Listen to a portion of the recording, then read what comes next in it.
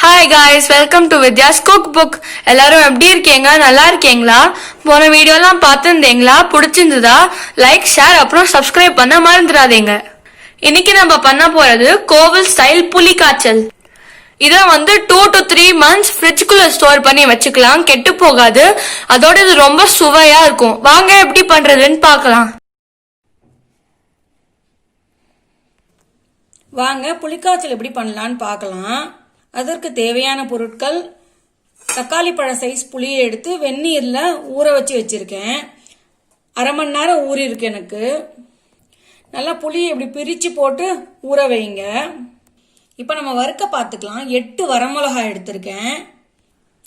உளுத்தம் பருப்பு 1 டீஸ்பூன், கடலைப்பருப்பு 1 டீஸ்பூன், கருப்பு எள்ளு அப்படி இல்லைன்னா வெள்ளை எள்ளு போட்டுக்கலாம், அது 1 டேபிள் ஸ்பூன், தனியா 1 டீஸ்பூன், ஜீரகம் 1/4 டீஸ்பூன், மிளகு 1/4 டீஸ்பூன், வெந்தயம் 1/4 டீஸ்பூன், எண்ணெய் ஒரு 4 டேபிள் ஸ்பூன். அதுக்கு மேலேயும் ஆகும், ஏன்னா 4 படை வச்சுக்கிறதுனால கொஞ்சம் கூட விட்டாதான் புளிக்காய்ச்சல் ரொம்ப சூப்பராக இருக்கும் நம்மளுக்கு.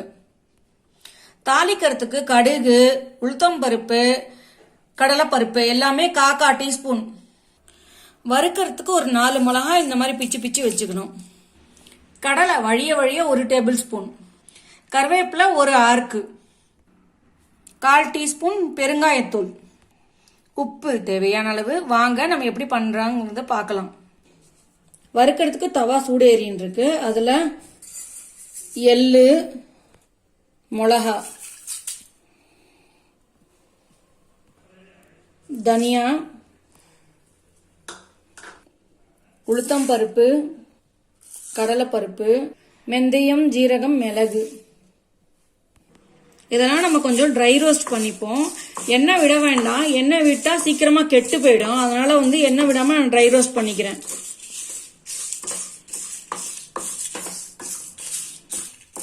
எண்ணெய் நம்ம தாளிக்கிறதுக்கு நிறைய தேவைப்படும். எதுக்குன்னா அது நம்ம மிக்சியில போட்டு வறுக்கும் போது போட்டு அரைச்சோம்னா அது ஒரு சூடுல கொஞ்சம் தண்ணி இதாயிக்கும்.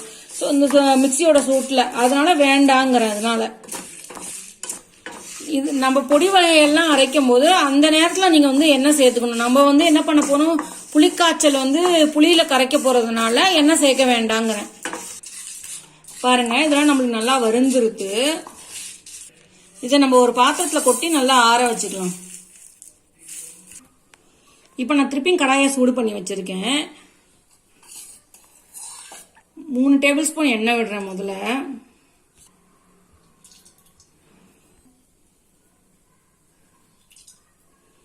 எண்ணெய் நல்லா காஞ்சிருச்சு. இப்ப தாளிக்கிறத நான் போடுறேன்.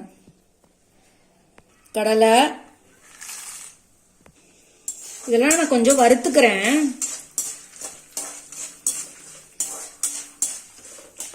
அந்த பருப்பெல்லாம் கொஞ்சம் வருந்தோடனே வரமிளகாவை போடுறேன். இதுவும் நல்லா வறுத்துக்கிறேன். நம்மளுக்கு எல்லாம் செவந்தெடுத்து இந்த நேரத்துல நான் கருவேப்பிலையை போடுறேன். கருவேப்பிலையும் கொஞ்சம் நல்லா ரோஸ்ட் ஆகட்டும். புளிய நான் நல்லா கெட்டியா கரைச்சி வச்சிருக்கிறேன். தண்ணி கொஞ்சமா விட்டு கரைச்சி வச்சுக்கோங்க. அதை நான் விட போறேன்.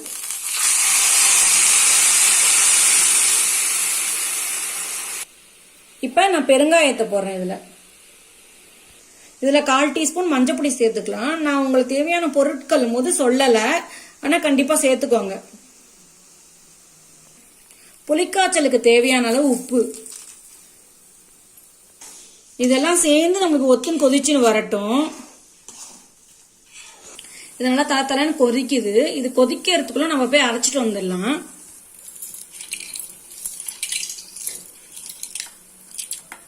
இதெல்லாம் நான் போய் அரைச்சி எடுத்துட்டு வரேன். நல்லா பொடியா அரைச்சி எடுத்துட்டு வந்திருக்கேன். அரைச்சது இப்படி ரெடி ஆயிடுது பாருங்க. இங்க பாத்தீங்களா? இங்க பாருங்க, நம்மளுக்கு புளிக்காய்ச்சலும் நல்லா கெட்டியா ரெடி ஆயிடுது. இதுல இந்த பொடி ஒவ்வொரு ஸ்பூனா போட்டு நம்ம கலரலாம், இல்லாட்டி கட்டி தட்டிடும்.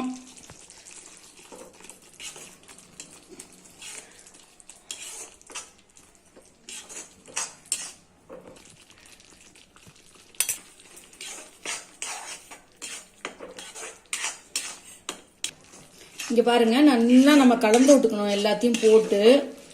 புளிக்காய்ச்சல் நம்மளுக்கு ஃபைனல் ஸ்டேஜுக்கு வந்தாச்சு. இப்போ நம்மளுக்கு ரெடியானது. இப்படி மேலே 2 டேபிள் ஸ்பூன் நம்ம எண்ணெய் விட்டுக்கணும்.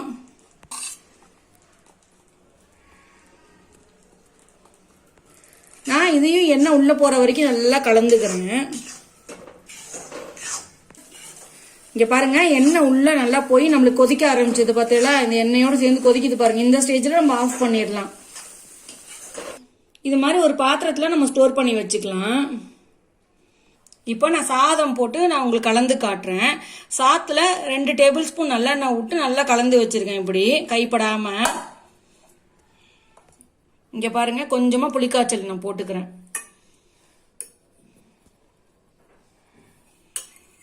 இங்கே பாருங்க நல்லா அப்படி கலந்து விட்டுக்கலாம்.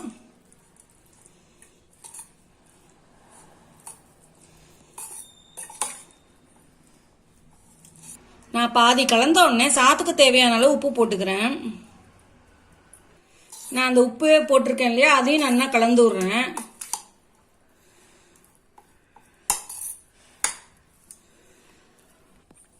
இங்க பாருங்க நம்ம சாதமும் நல்லா கலந்தாச்சு. ரெடி ஆயிடுது பாருங்க. அருமையான ருசியான புளிக்காய்ச்சல் ரெடி ஆயிடுது. புளியோகரை சாதமும் ரெடி ஆயிடுது. தேங்க்யூ ஃப்ரெண்ட்ஸ், இந்த வீடியோ பார்த்ததுக்கு. லைக், ஷேர் அப்புறம் சப்ஸ்கிரைப் பண்ண மறந்துடாதீங்க. பாய் பாய். தேங்க்யூ.